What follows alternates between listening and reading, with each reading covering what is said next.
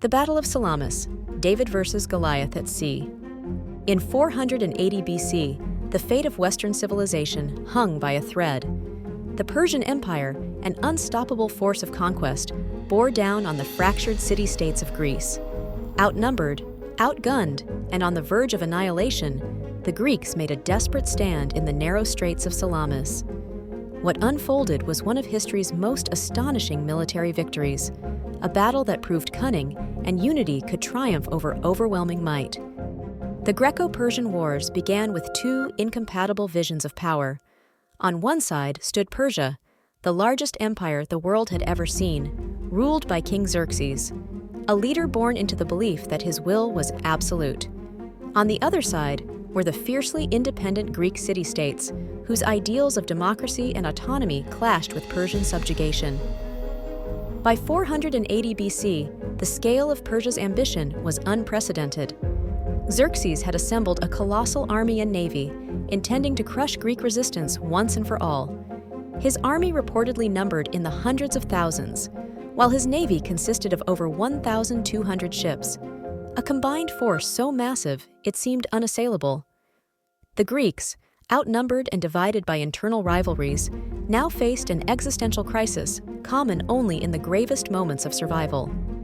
While the Persian forces advanced unchecked, burning cities and sowing fear, one man refused to surrender: Themistocles, a visionary Athenian leader. As chaos swept across Greece, Themistocles saw an opportunity to wage war, not with brute strength, but with strategy, and the battle he envisioned would unfold not on open ground, but on the sea. The Greek states, forced to unify against a shared enemy, brought together a fleet of approximately 380 triremes, small, fast warships designed for maneuvering and striking with devastating precision. These ships, though far fewer than the Persian navy, were perfectly suited for their leader's bold plan. Themistocles understood that the Greeks could not hope to win an open naval confrontation against Persia's overwhelming numbers. But the geography of the narrow, winding straits of Salamis, near the island just off Athens, offered him a way to nullify Persia's size advantage and turn the tide of war. His plan called for luring the Persian navy into these confined waters, where their massive fleet would struggle to maneuver and become sitting targets for the agile Greek triremes. Themistocles used trickery to turn strategy into action. Sending a false message to Xerxes, he convinced the Persian king that the Greeks were divided and prepared to flee. Believing victory was within reach, Xerxes took the bait and ordered his entire fleet to give chase into the straits. The morning of the battle dawned with tension so thick it could be grasped. From his throne on the shore, King Xerxes commanded a perfect view of the action, confident in his fleet's superiority. Below, the Persian ships entered the cramped straits, their shimmering hulls dazzling under the sunlight. For the Greeks, this was the moment of reckoning. With nowhere to retreat, they prepared to make their stand. The two navies couldn't have been more different. The Persian fleet, while larger, relied heavily on its numbers and was manned by conscripts from across the vast empire, soldiers fighting for their king rather than their homeland. The Greeks were fighting for survival, unity, and freedom. Their smaller, faster ships were powered by expert crews of rowers who lived and died by their discipline and knowledge of the sea. Themistocles' fleet lay in wait, spread along the straits with precision. Every Greek sailor understood the stakes. If they failed here, Persia's dominance over Greece would be absolute. As the sun climbed higher, the battle erupted. The Greek ships surged forward, their bronze-covered rams glinting in the light. The Persians, packed into the narrow straits, were quickly caught off guard. Their sprawling armada, so intimidating in open waters, was unable to turn effectively or avoid collisions. The Greek triremes excelled in controlled chaos. Speeds reached critical points as they rammed Persian vessels, shattering hulls and splintering rowers' benches. The shouts of sailors and creaking wood filled the air as the Greeks exploited their precise formation, striking with relentless precision. Themistocles had devised a brilliant feigned retreat strategy earlier in the battle, tricking Persian pursuers into advancing into even more confined areas of the straits. One Greek captain's ship alone managed to sink 3 Persian vessels in rapid succession, a symbolic stand of determination. Above the fray, from his golden throne, Xerxes watched his superior fleet falter. His confidence turned to fury as Persian ships, trapped and unable to retreat, descended into disorder. The once mighty battle line disintegrated into desperation as screams of drowning men and shards of shattered ships floated across the waters. In one decisive day, everything changed. The Persian fleet, bleeding strength by the hour, finally broke, retreating in disarray. Over 300 Persian ships reportedly sank or were captured, while Greek losses remained minimal. This victory at Salamis shattered Xerxes' aura of invincibility.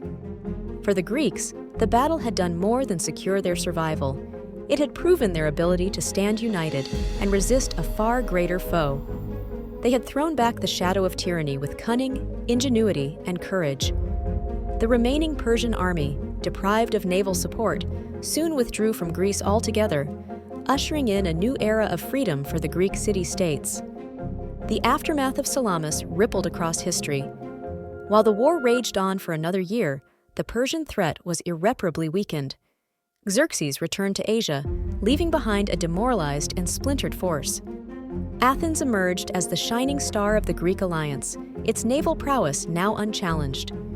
The Greeks would go on to achieve final victory against Persia at the Battle of Plataea in 479 BC, solidifying their independence. Yet it was Salamis that marked the moment when hope returned to the Greek people, when their culture and ideals were preserved for future generations. The legacy of Salamis extended far beyond the battlefield. Without this victory, the philosophical, political, and artistic advancements we associate with ancient Greece and Western civilization might never have flourished. Salamis became more than a decisive battle. It became a symbol of the unyielding human spirit. Central to the clash were two contrasting leaders. Themistocles, unyielding and brilliant, leveraged every resource he had to outwit an empire. Yet, his triumph was bittersweet. His political career in Athens unraveled in later years, and he died in exile. In contrast, Xerxes embodied overconfidence. Relying heavily on his numerical advantage, he fell victim to Themistocles' psychological and tactical ploys. His failure at Salamis marked the beginning of the end of his Greek campaigns, staining his once mighty legacy. The Battle of Salamis carries timeless lessons about strategy, unity, and resolve. It showed that quality can defeat quantity, that intelligent planning can triumph over brute force. Above all, Salamis resonates as a tale of resilience, a reminder that in the darkest moments, ingenuity and courage can lead to victory. Today, the calm waters of Salamis give little hint of the drama that unfolded there 2.5 millennia ago. Yet, beneath the surface lies the memory of a pivotal moment when the tides of history turned, ensuring that freedom and ideas took root and flourished. The Battle of Salamis is more than an event. It is a story woven into the fabric of Western civilization. It is a reminder of the enduring power of human determination to resist oppression and fight for a brighter future, no matter the obstacle. As the sun sets over the Aegean Sea, its waters hold the echoes of a battle that changed the world. The roar of ships colliding, the cries of victory, and the silence of a shattered empire remain etched in the annals of history. This was not just the Greeks' victory, but a victory for the unyielding spirit of humanity.